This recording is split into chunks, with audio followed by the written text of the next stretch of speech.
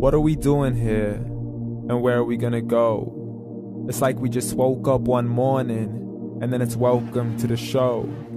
Don't ask any questions, just go with the flow. Make as much money as you can, and try your best not to get broke. Copy everything you see on the TV, from the hairstyles to the clothes, and don't think too often, just do exactly as you're told. And if you ever get confused, then just turn towards the alcohol. You'll still hear your thoughts, then just turn up the radio as you learn to live a lifestyle of drugs, sex, and rock and roll.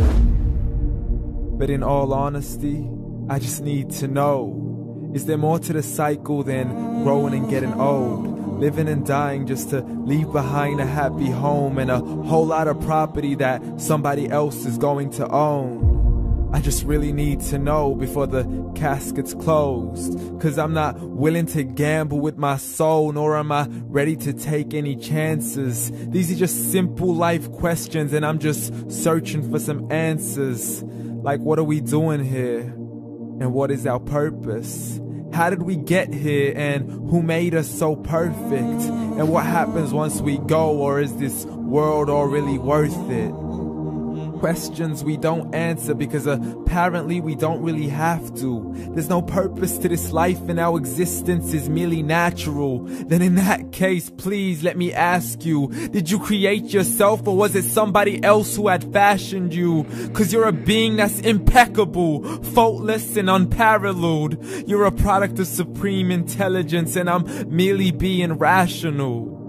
For there isn't a camera on this earth that can come close to the human eye, nor a computer that can compete alongside the human mind. And if the whole world was to come together, we wouldn't be able to create a single fly. So many signs, yet we still deny.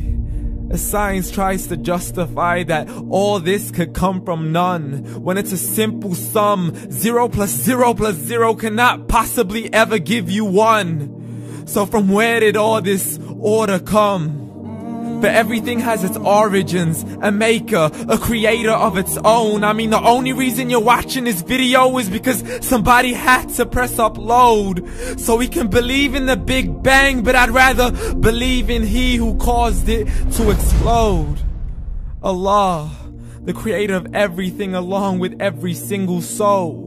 The ever-living, the master, the only one who is in control. Unlike his creation, beyond our imagination. And no, he's not a man, nor does he have any partners in association. He's on his own. And no, he did not ever leave us alone. Just like every manufacturer, he left us with an instruction manual. The Quran and Islam, and I'm sorry to jump to conclusions, but it's the only one possible. The only definition of God is the one and only supreme being. It's logical, a book with 0 contradictions, with miracles that are both scientific and historical, all revealed over 1400 years ago. Like the detailed description of the human embryo. The descriptions of the human embryo in the Quran cannot be based on scientific knowledge in the 7th century. To the mountains as pegs holding firm the earth below, and the 2 seas that don't mix in a complete separate flow. To the planets in orbit, alternating night and day as they stay in flow. The expansion of the universe and the creation of everything from H2O. To the stories of the past and the preservation of Pharaoh. To identifying the lowest point in the land where Persia defeated Rome. The gushing fluid that created man in the glands between the ribs and the backbone. And not a word has changed, it's still the same. So please explain how all this was known over 1400 years ago. To a man who couldn't read or write, as he would recite whatever the angels spoke. And if you still don't believe, please try to come up with something that's even close. But you can't, so we took God as a mockery and his messengers as a joke. Muhammad could not read or write.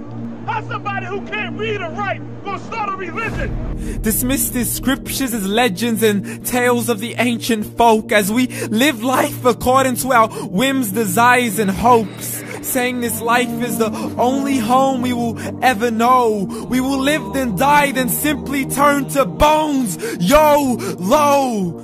Correction, after the grass dies, the rain arrives and it regrows, and Allah promises to do the same thing to your very soul and bring you back from your very fingertips to your toes, as the all-seeing supreme being watches us so close, and we are surely being tested in our wealth, our health, and our self, and everything that we've been blessed with. So believe, for we will surely be resurrected and be brought back to our Lord and account for every single deed, as He hands us our books and orders us to read.